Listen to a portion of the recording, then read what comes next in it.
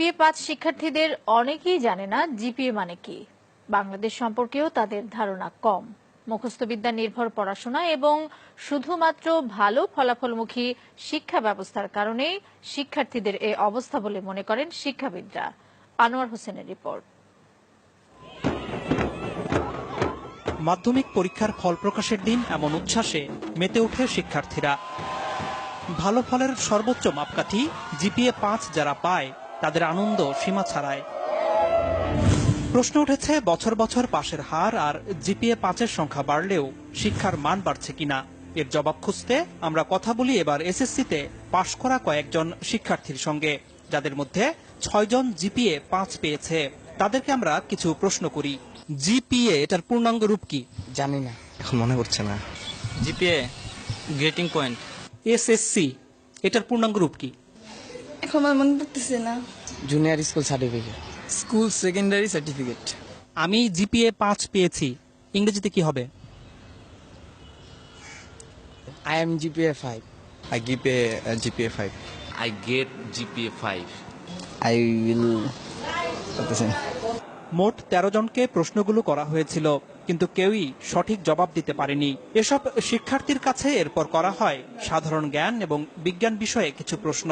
পাঠ্য বইতে বিভিন্ন সময় পড়লেও খুব কম প্রশ্নেরই সঠিক উত্তর দিতে পারে তারা। শহীদ মিনার কোথায়? সরি জানি না। অপারেশন সার্চলাইট এটা কি? অপারেশন সার্চলাইট জানি না। অপারেশন করার সময় যে লাইটটা জ্বালায় ওইটা তো জানি, কিন্তু তার বেশি কিছু জানি না। 25শে মার্চ কাল রাতে পাকিস্তানি হানাদার বাহিনী যে প্ল্যানিং করে আমাদের দেশে হঠাৎ আক্রমণ করে, ওইটাকে অপারেশন সার্চলাইট বলা হয়। শহীদ বুদ্ধিজীবী দিবস কবে? শহীদ বুদ্ধি দিবস জানি না। 17 আগস্ট। 10 ডিসেম্বর। আন্তর্জাতিক মাতৃভাষা দিবস কবে? জানি না। স্বাধীনতা দিবস কত তারিখে? স্বাধীনতা দিবস 16 ডিসেম্বর। বিজয় দিবস কবে? বিজয় দিবস হচ্ছে 26শে ডিসেম্বর। জাতীয় স্মৃতিসৌধ কোথায়? জাতীয় স্মৃতিসৌধ হচ্ছে পাই না। রণসঙ্গীত কে রচনা করেছে? পারি না। রবীন্দ্রনাথ ঠাকুর।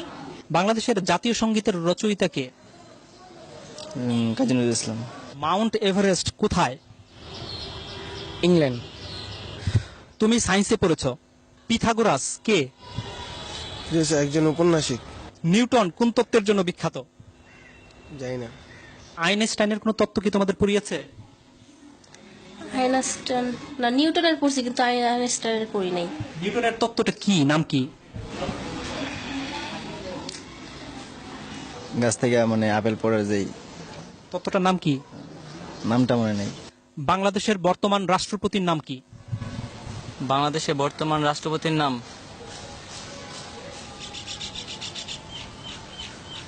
জানি না। রাষ্ট্রপতির নাম হচ্ছে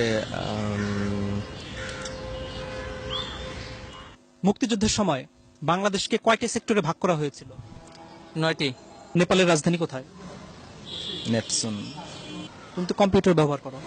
ব্যবহার করি মাঝে মাঝে, কি এই ফেসবুকে আর কি থাকি, গান টান শুনি।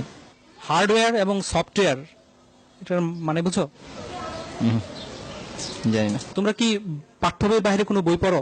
এমনি মানে গল্পের বই পড়ি। কার গল্প? রবীন্দ্রনাথ ঠাকুরের গল্পের বই পড়ি। রবীন্দ্রনাথ ঠাকুরের একটা গল্পের নাম বলো তো।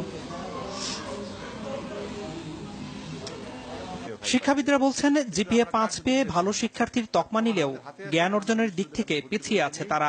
আমরা দেখি বিশ্ববিদ্যালয়ে ভর্তি পরীক্ষায় জিপিএ-5 তারা পাস পর্যন্ত করতে পারে না। তার মানে যারা জিপিএ-5 পেয়েছে তারা যেটা শেখার কথা সেটা শিখে নাই। তার মানে হচ্ছে কি এই জিপিএ-5টা সত্যিকার জিপিএ-5 না, তাদের হাতে জিপিএ-5টা তুলে দেওয়া হচ্ছে।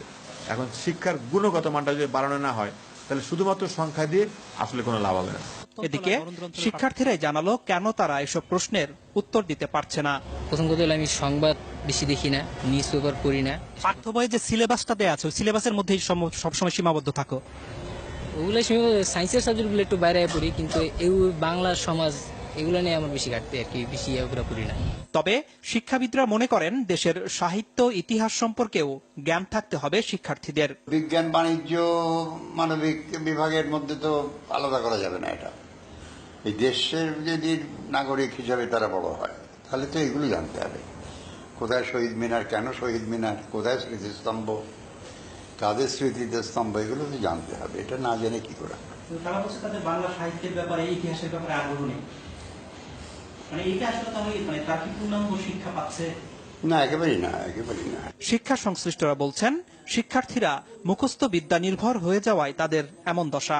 বছরের প্রথম থেকেই যদি তারা কোচিংমুখী হয়ে তারা শুধুমাত্র চ্যাপ্টারগুলি মানে সামারাইজ করে ছোটভাবে ওইভাবে শেখানো হয় নাম্বারের দিকে তাকিয়ে, তাহলে তার জ্ঞান তো বাড়ছে না, মেধাও বাড়ছে না। আমি বলবো যে মেধার অপচয় হচ্ছে।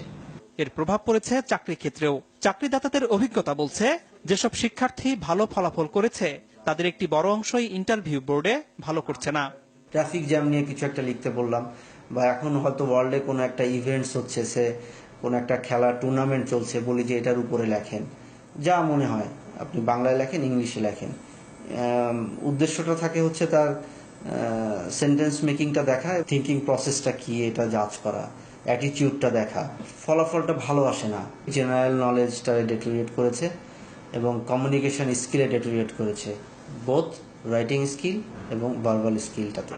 এমন বাস্তবতায় শিক্ষার্থীদের গুণগত মান নিশ্চিত করতে তারা যেন মুখস্থের পরিবর্তে পাঠ্য বই আগাগোড়া পড়তে এবং পাঠ্য বইয়ের বাইরেও বই পড়তে উৎসাহিত হয়, সে ব্যাপারে অভিভাবক এবং শিক্ষকদের জোরালো ভূমিকা রাখার আহ্বান শিক্ষাবিদদের। আনোয়ার হোসেন, মাছরাঙা সংবাদ, ঢাকা।